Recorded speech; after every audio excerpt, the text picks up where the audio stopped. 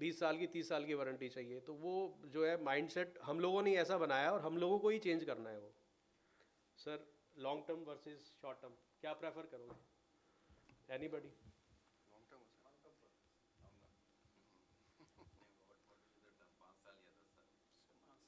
5 years is enough, I think. हाँ, गिरधारी जी,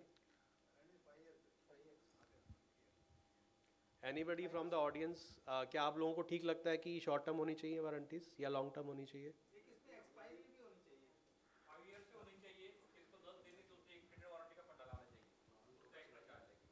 जी जी जी जी। एक इसमें एक्सपायरी भी होनी चाहिए, हर किसी चीज़ की एक्सपायरी है।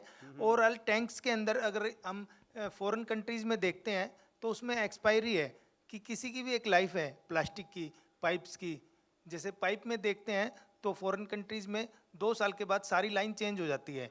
ऐसी टैंक की भी एक प्लास्टिक की, ये जैसे पेट्रोलियम आइटम है तो एक एक्सपायरी ज़रूरी है। जैसे मेरे हिसाब से तो 5 साल की एक्सपायरी होनी चाहिए, 5 साल के बाद टैंक चेंज होना बिल्कुल जरूरी है। बिल्कुल, टैंक ज़्यादा बिके, हाँ, पाउडर नहीं, ज़्यादा बिके। टैंक भी बिके और उसके अलावा कस्टमर का भी हित रहे। सर इसमें सर इसमें पहले वारंटी तो गारंटी पहले तो का। आप अपना इंट्रोडक्शन दीजिए प्लीज सबको sir, please. Myself Rakesh Agarwal from ML Rotoplast Delhi. We are manufacture of water tank lids and powders for tanks and other products. और हम लास्ट 35 साल से इस बिजनेस में हैं। तो कस्टमर की सारी रिक्वायरमेंट्स हम फुलफिल करते हैं, लेकिन एक मिनिमम जो रिक्वायरमेंट होती है वो कंपलसरी होनी चाहिए। कस्टमर आज के दिन में रेट्स में, क्वालिटी में, हर चीज़ में सब कुछ भूल के रेट कम कम कम कम की कोई परिभाषा नहीं होती। अगर आप कितना भी महंगा ले लो, कस्टमर को ठीक चलेगा तो उसके लिए वो सस्ता है। आप कितना भी सस्ता ले लो, कस्टमर को नहीं चलेगा तो वो उसके लिए महंगा ही होगा। मेनली मिनिमम रिक्वायरमेंट ज़रूरी है और एक्सपायरी भी ज़रूरी है, वो सबके लिए हित में होगी। एक्सपायरी अगर 5 साल की रख दो, वारंटी गारंटी का झमेला ही खत्म हो जाएगा। सर राकेश जी, आपके पास इसका कोई एग्जांपल है? जैसे आपने बोला बाहर की कंट्रीज में ऐसा लोग कर रहे हैं। हाँ जी, तो एग्जाम्पल है, काफ़ी कंट्रीज में है वो। तो एटलीस्ट 2 साल में ही एक्सपायरी है, 2 साल में ही चेंज कर देते हैं। काफ़ी कंट्रीज में तो ऐसा है, जैसे हम यहाँ पे टैंक क्लीन करते हैं, वो तो टैंक क्लीन की जगह उसको चेंज ही करते हैं। वो कहते हैं कि टैंक खराब हो गया तो उसको चेंज कर दो। जैसे हम घर में वाइट वॉश कराते हैं, वॉलपेपर चेंज कराते हैं, कुछ भी चेंज कराते हैं, तो अपने फायदे के लिए, अपने देख रेख के सर लिए अब तो चेंज लोग कराते हैं। आईफोन भी बदल देते हैं 1 साल हाँ, बाद। एक या कोई भी चीज़ है तो जैसे हमें अच्छी नहीं लगती, जैसे शूज है या कोई भी कपड़े हैं या कुछ है, ठीक है, तो भी हम चेंज करते हैं। तो ऐसी टैंक का भी है। टैंक पे असल में ऊपर छत पे लग गया, कोई ध्यान नहीं देता, सिर्फ यही रीजन है नहीं चेंज होने का, गारंटी वारंटी का। सर वो टैंक को कैपिटल प्रोडक्ट मानते हैं ना। अगर हम उसकी एक्सपायरी इट रख इज देंगे नॉट तो मैटर खत्म ही हो जाएगा सब चीज़ का। और किसी को सब अगर एक्सपायरी रखने से बल्कि कस्टमर को ये लगेगा कि इसकी 5 साल की एक्सपायरी है, मुझे चेंज भी करना चाहिए, ये सबके लिए बेटर होगा। हाँ राकेश जी, ये बहुत अच्छा पॉइंट है, बट इसके लिए ना हमें एक टेक्निकल डाटा चाहिए होगा इसकी सपोर्ट में। हाँ जी। क्योंकि सपोज हम ये लोगों को बोलेंगे कि भाई इसकी सपोज एक्सपायरी डेट 5 ईयर्स है या 6 ईयर्स है या वो 2 ईयर्स है, तो अपने को एक कुछ टेक्निकल डाटा, तो हमें इसी किसी ना टेक्निकल पर्सन से इसकी वो एडवाइस तो लेनी जितनी पड़ेगी। कंपनीज हैं वो भी पॉलीमर की एक्सपायरी तो कोई भी कंपनी बोलती है। अगर आप जैसे शूज की बात रखो, अगर नहीं यूज करे तो रखे रखे 2 साल के बाद वो खत्म ही हो जाते हैं। जैसे कपड़ा है, कपड़ा अगर आप चाहे नया कपड़ा है वो यूज मत करो, 2 साल के बाद वो खत्म होने लग जाएगा। वही चीज़ टैंक में है, वो तो एक आइटम तो पेट्रोकेमिकल आइटम ही है ना। सेम चीज़ सभी में लागू होती है।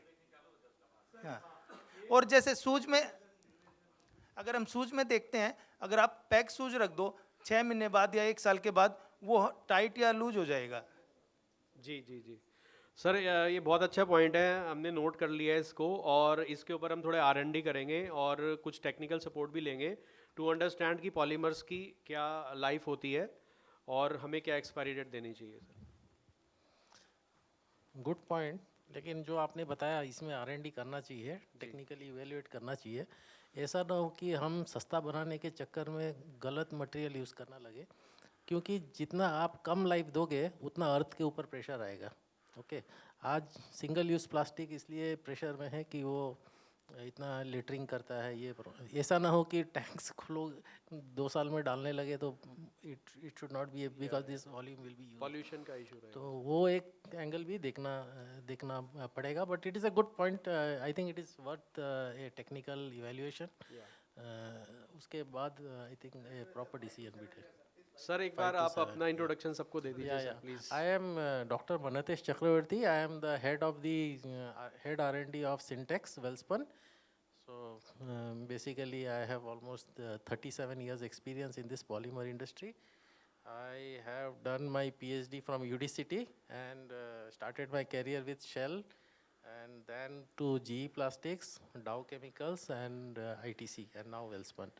So, so I worked across the processes, and because I worked with all these raw material manufacturer, and I have also worked across the materials, because raw material manufacturer का हर एक application होता है, but rotational molding में मैं last 8-9 months से काम करता हूँ. I tell you, this is the most interesting process that I have worked with, because it is the low stress process. इससे कम स्ट्रेस वाला दूसरा कोई एप्लीकेशन होता ही नहीं है.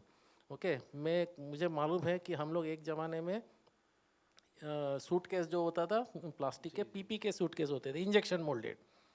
लोग पीपी के लेते थे huge sale. Then suddenly injection moulding से वो आ गया थर्मोफॉर्मिंग में, जो एबीएस का सूटकेस आने लगा प्रीमियम. क्योंकि एबीएस क्यों आ गया? क्योंकि एबीएस का स्ट्रेंथ आज ज़्यादा है, उसका परफॉर्मेंस अच्छा है. वो क्यों अच्छा है? बिकॉज जो thermoforming process is a low stress process compare to injection moulding process, तो उसका लाइफ और ज़्यादा होता है. बट नाउ रोटेशनल मोल्डिंग में मैंने देखा है कि is going to probably going to be the next generation solution for all. और मुझे ये प्रोसेस इसलिए ज़्यादा अच्छा लगता है क्योंकि इसका लो स्ट्रेस के लिए इसका potential is huge to get into the aerospace, high end and in the industrial applications. इसका ह्यूज पोटेंशियल है, and there is a big gap which can be tapped. दूसरे सब इंडस्ट्रीज मोर और लेस सैचुरेशंस में आ गए इनोवेशन के हिसाब से और सभी की तरफ के हिसाब से, but this is the growing one. And the main advantage is it is having the lowest stress in the product, and this is what is going to be the game changer going forward in the process industry and in the material industries. So I see a huge potential for the roto industry, not only within the tank but also in the application across. That's all. Thanks. Thank you sir. Thank you. Actually मेरा एक point हो रहा है, जैसे अभी कोई car लेता है तो अभी सेंट्रल गवर्नमेंट ने उसके लिए एक नॉर्म बनाया है कि ELV end of life vehicle, तो डिफाइन करके देते हैं कि कार का जो लाइफ है कितना होगा. ऑलरेडी इंडिया से बाहर जाएंगे आप किसी कंट्री में तो वो डिफाइन करके देते हैं कि मैन्युफैक्चरिंग डेट ही है, एक्सपायरी डेट ही है. उसके टाइम पे उसको जमा भी करना पड़ता है. यूरोप वगैरह में जाएंगे तो आपको कॉमन है. इंडिया के अंदर भी वो टाइम आ रहा है कि आपको 10 साल 15 साल जो भी वो देंगे एंड ऑफ लाइफ व्हीकल देना पड़ता है. सेम वे ये टैंक्स के अंदर भी कुछ चेतन जी आप करेंगे तो अच्छा रहेगा. हाँ सर, ये अच्छा पॉइंट है. और इसमें वाटर पोर्टेबिलिटी का इशू आता है, क्योंकि वो टैंक अंदर से कितना क्लीन है, हम बार बार उसे कितना अच्छे से क्लीन कर सकते हैं या नहीं कर सकते हैं. तो that way we can define some expiry date. क्योंकि अगर वो अंदर से गंदा होता रहेगा और उसमें बैक्टीरिया वगैरह की ग्रोथ होगी तो it is not good for drinking water. So ये बहुत अच्छा पॉइंट हमें मिला आज हमें डिस्कशन में. So thank you Rakesh ji, आपने ये पॉइंट रेज किया. Moving to the next slide. Unconditional to conditional warranty, ये हम ऑलरेडी इसके ऊपर डिस्कशन हो ही गया है कि हमें अनकंडीशनल से कंडीशनल वारंटी के अंदर आना है. देयर शुड नॉट बी कि भाई अनकंडीशनल चले. अनकंडीशनल तो प्यार भी नहीं चलता है, तो कंडीशंस तो होनी चाहिए हर चीज़ में. Thank you sir. अब एक इशू और आता है गारंटी वारंटी को मैनेज करने के लिए कि हम कैसे आइडेंटिफाई करें टैंक को या ट्रैक करें कि भाई ये हमारा ही टैंक है और किस ईयर में हमने सेल किया था. तो उसमें हमें मैन्युफैक्चरिंग डेट वाटर टैंक पे हमेशा एम्बोज होनी चाहिए. आइदर आप डेट भी ना हो स्पेसिफिकली, मंथ और ईयर तो होना ही चाहिए. और दूसरा है कि आपके ब्रांड की एम्बोजिंग ज़रूर होनी चाहिए. अभी नॉर्मली सबकी होती है, बट कुछ जो छोटे मैन्युफैक्चरर्स हैं वो शायद नहीं करते हैं. तो